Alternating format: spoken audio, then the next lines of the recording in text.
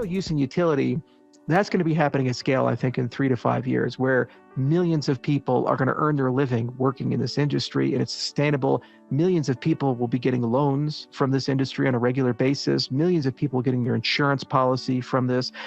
Billions, if not trillions of dollars will be moved in remittances every year through this system on its rails at a super low cost. That's 3 to 5 years, I think. That's inevitable. And also, you're going to see institutional competition. Only a third of central banks are BIS members. And 2/3 are not, and they get screwed by the 1/3 who are. So there's all these CBDCs, central bank issued digital currencies. We think of the Bank of China, we think of the Federal Reserve, but Angola and Zimbabwe and all these other guys who say, hey, how about we get some fairness finally? So if they don't get it from BIS, they're going to create their own rails, and they're going to be using our technology to create those types of rails. So 3 to 5 years, all that's coming. And that'll lead to the next wave, and the next wave. And within 20 years, I think it's inevitable. For people who've listened to this discussion and maybe are hearing it at this level of detail for the first time, and have just had their minds opened up, what final thoughts would you like to leave them with? There's plenty of time. You know, with every technological revolution, you have all these prophets who come and say, now is the time, and you must invest now, you must participate now. And if you missed it, you'll miss the future. I mean, you can build a multi-billion-dollar cell phone app today. You can build a multi-billion-dollar internet business today. You can build a hardware company, make computers, and build a multi-billion-dollar. We've been doing that since the 50s. Okay, so there's plenty of time. What you need to do is go at your own pace, and you have to pick a problem that you're insanely passionate about. I have people that come to me and say, how do I learn how to program? I say the best way to learn how to program is find something you want to solve and go write code until you've solved it. For example, maybe you want to write a web scraper. Maybe you want to automate something. Maybe you want to write a mod for Minecraft, so you have like spells in Minecraft. Whatever the hell your itch is, go figure that out. And then you'll learn code as you go, and you have a goal that you're working towards. So in the cryptocurrency space, blockchain space, we have problems. It could be, maybe I want to build Uber for food and in my little town in Tanzania.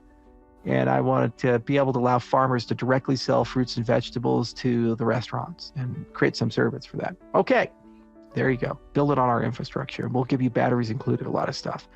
And if it takes you 5 years to do it, it takes you 5 years to do it. It's probably still viable. It's probably still underserved. Whatever your itch is, do that. There's plenty of time, and all the information is free or near free. The chairman of the Securities Exchange Commission used to teach at MIT, Gensler, and he's got these beautiful lectures up on YouTube from his time at MIT teaching about cryptocurrencies and digital currencies, like 23, they're free. The Princeton University created a beautiful class on Coursera and a free textbook on Bitcoin and cryptocurrencies. It's free. So take the time. There's tons of books, there's tons of materials. And if it takes you 5 years, it takes you 5 years. If this tech is real, it's here to stay.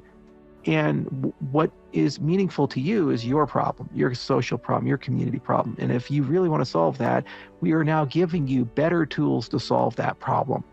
And if you think that's inconceivable, imagine yourself in 1995, you're at a cocktail party, and someone comes up to you and says, I have a business idea. I said, what is it? I want to create a service where you carry this computer with you that somehow is connected to this global network. And you can push a button and a stranger will show up, and you could just ride with that stranger and he'll take you anywhere you want to go. And they'd be like, you're mad. That's the craziest thing I've ever heard. And now it's like, it's obvious, it's Uber, right? You can just use this phone. It used to be don't talk to strangers over the internet. Now it's like, use the internet to have a stranger show up, get in his car and drive at 2 o'clock in the morning while you're drunk somewhere. And that we just accept that that's a normal thing. So technology enables insanity. It enables things that were inconceivable to us. And the point of our technology is infrastructural. It's enabling the entrepreneurs of the future to realize dreams that were previously impossible.